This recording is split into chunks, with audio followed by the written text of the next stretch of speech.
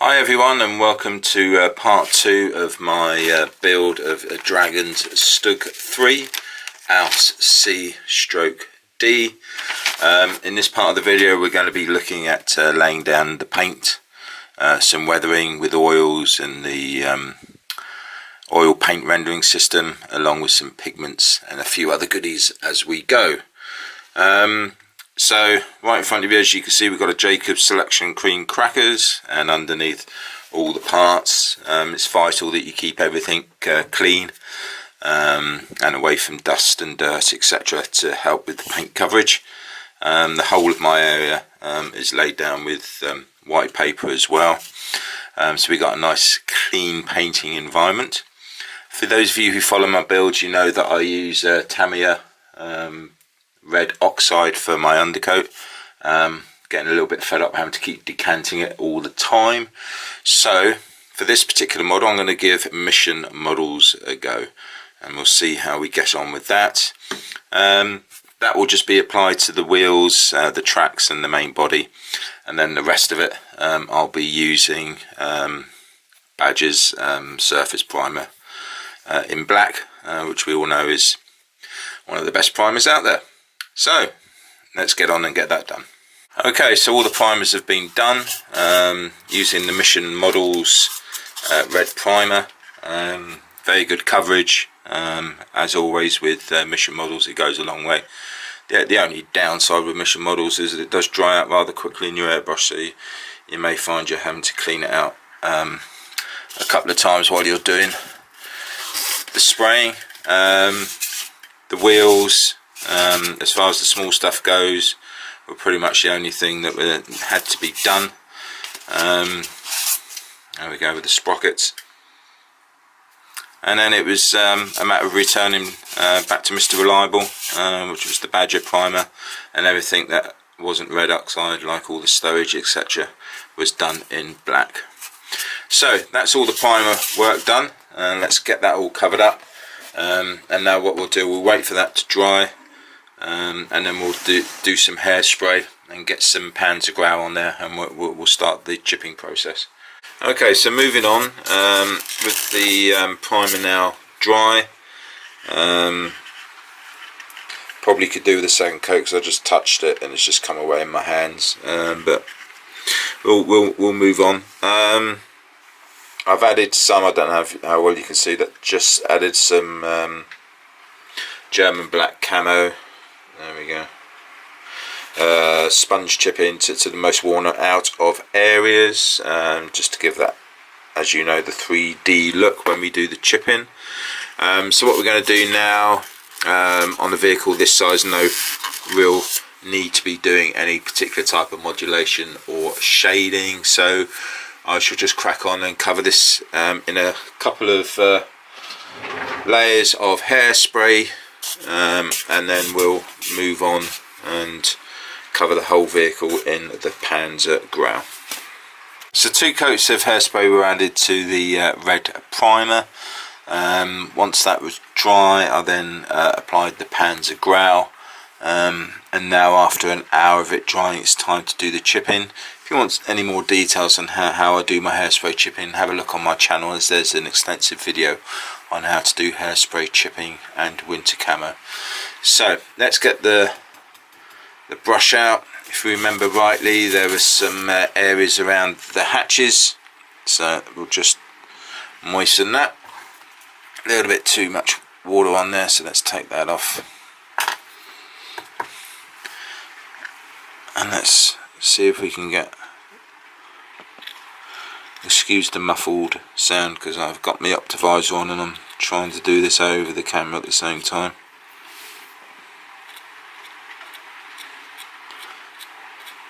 Hopefully you can, oh, there we go, let's get that down. Hopefully now you can see what I'm doing.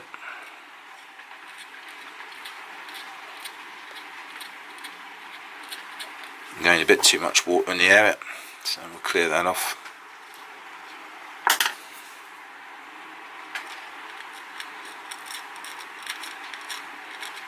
And really you just want to put wear and tear around the most obvious of areas, which in this case is the hatch.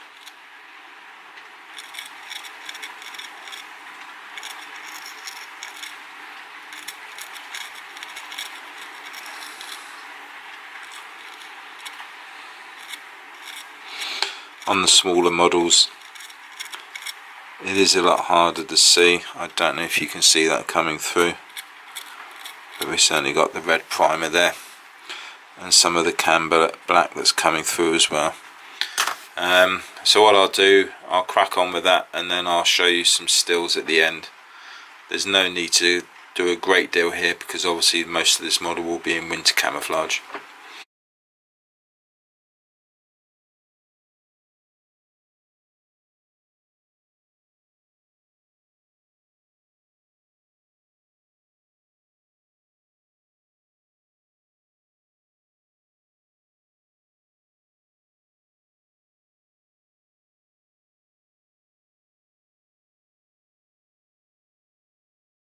So with the chipping done, it was on with the decals.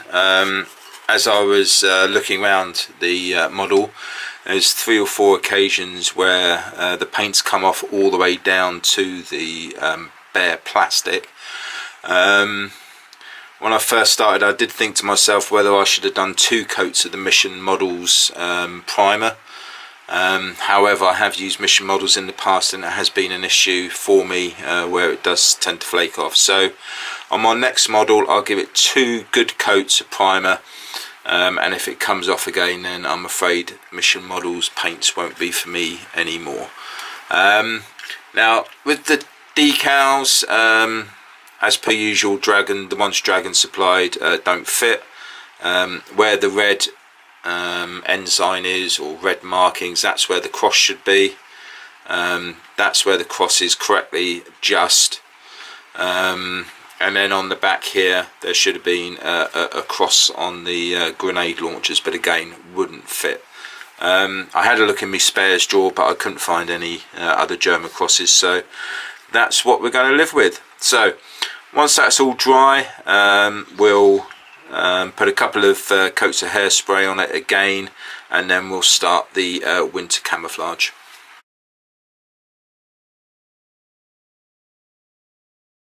So with the decals dry, it was now time to do the whitewash, winter camouflage on the Stug.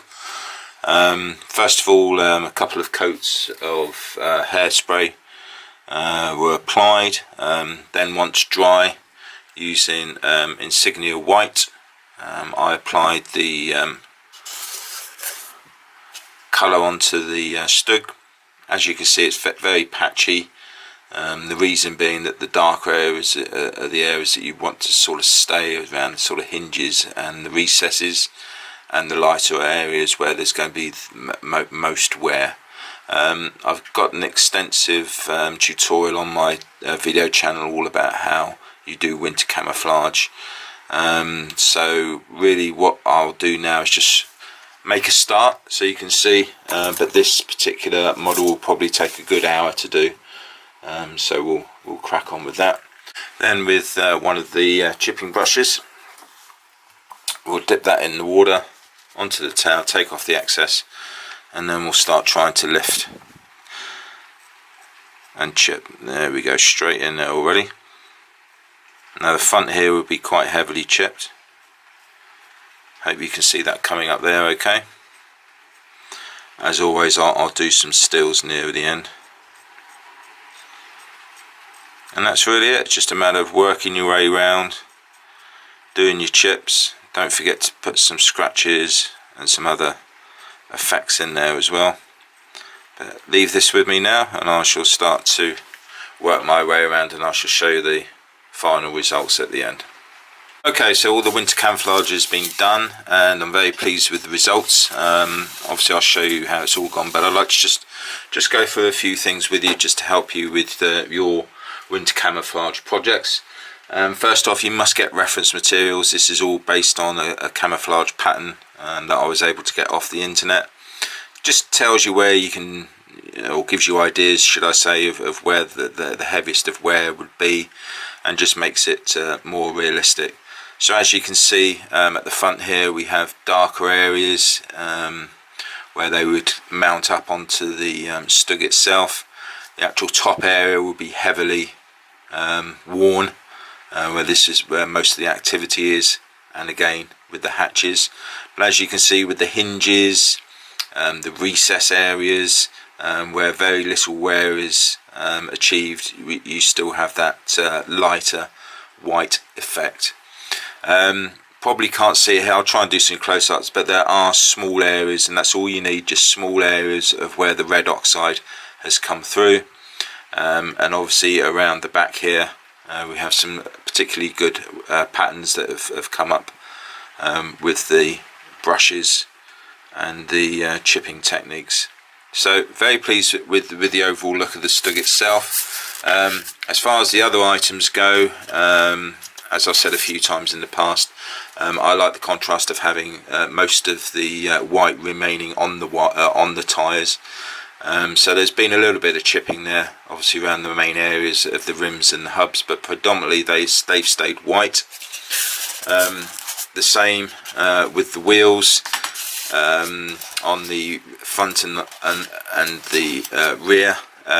Just try and break it up a bit. This one here has been heavily chipped, as you can see, whereas this one not so much, and just gives that additional contrast. And also try and pay attention to detail. As for the radio holder, predominantly these were wooden, so that would have been painted, or has been painted brown initially before the winter chipping was put on. What I'll do some close-ups now so you can see it in greater detail. But with that particular part of the build complete, what we'll now move on to is the fine detailing.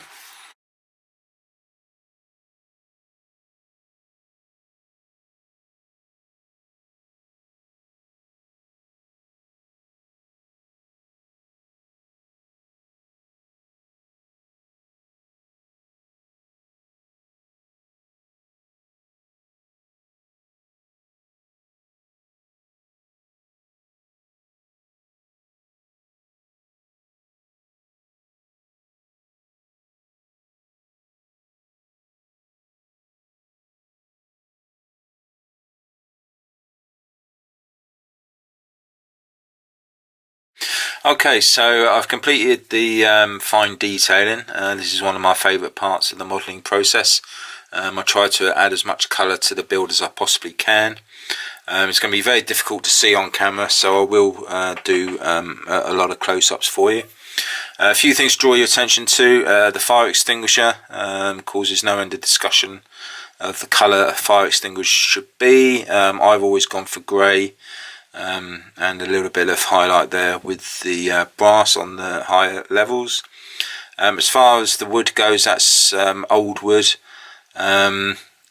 These are only base colours. Everything will be brought to life when I do the oil work. As far as the shovel and the axe and the starting handle goes, etc., they're all done with Vallejo's metallic range, this being burnt iron. This awful thing at the top here, which I really wish I'd done something about, but anyway, that's the telescope, along with the front light here, that they've been done in silver,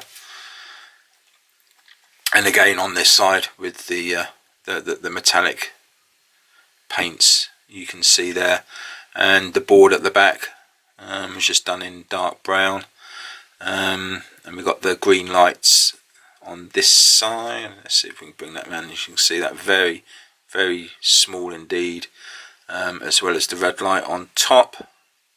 I'm conscious this isn't focusing very well, so apologies for that. And then underneath is the start of the rust work there, just basically with different washes of rust colours. The tyre, the tracks and the wheels that I'm rapidly growing out of love with, they really are poor. If this had been a competition model rather than a bit of fun, then I would have replaced all of these. But as you can see, all the tyres have been painted black now. The teeth have done silver. The actual track itself is burnt umber, and that will be all ready to have pigments added at a later stage. I also did some rust washes on the track that will be at the back of the Stug, holding all of the stowage in place. And we have the blanket roll. Again, silver buckles, saddle brown for the straps, and then just dark and light brown washes. We've got the little ammo box there, just wood effects used in the normal way. And then the hatches in Panzer Grey, and the metalwork highlighted again, dark aluminium for those particular ones. So that's all done now. So really all it is a matter of putting a coat of matte varnish on twice. It is a bit of a long process because you'll wait for one layer to dry before you add on the next, and then once that's done, we'll have some fun with the oils.